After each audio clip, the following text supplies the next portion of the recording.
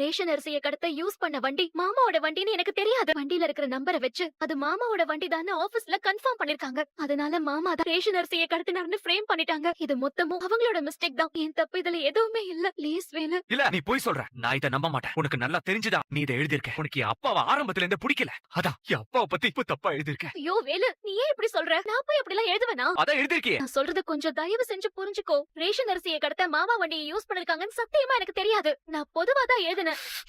என் அப்பாவை அசிங்கப்படுத்தி தலைக்குனி வைக்கணும்னு ரொம்ப நாளா நினைச்சிட்டு இருக்க. அதான் இப்படி ஒரு காரியத்தை நீ பண்ணிருக்க. நான் உன் மேல கண்மூடித்தனமா அன்பு வச்சிருக்கிறதால உன்னை திட்ட கூட முடியல. நீ செஞ்ச தப்புக்கு என்ன நானே தண்டிச்சுக்கணும்னு நினைக்கிறேன். ஏன் இப்படி எல்லாம் பேசுற வேலு? மாமா எந்த தப்பும் பண்ணலன்னு எனக்கு நல்லா தெரியும். பேப்பர்ல நியூஸ் வந்துட்டா மாமா தப்பு பண்ணாருன்னு ஆயிடாது. மாமா தப்பு பண்ணலன்னு நாம நிரூபிப்போம். இதுக்கு மேல நிரூபிச்சு என்ன ஆக போகுது? எங்க அப்பா போன மானம் திரும்பி வருமா? இல்ல எங்க அப்பாவோட செல்வாக்கு திரும்ப கிடைக்குமா? எல்லாமே போச்சு. அவர் இத்தனை வருஷமா கட்டி வச்ச கோட்டைய சில்லு சில்லா செதச்சிட்டியே.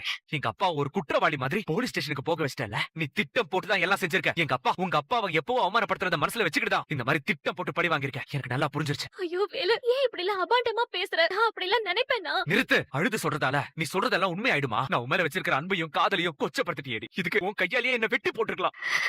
இனிமே எந்த முகத்தை வச்சுக்கிட்டு நான் என் அப்பா முன்னாடி போய் நிப்பேன்? அவரை மத்தவங்க முன்னாடி கூனி குறுகி நிக்கிறத பாக்குறப்ப செத்துறணும் போல தோணும். என் அப்பா இதுல இருந்து எப்படி வெளியே வர போறான்னு தெரியல.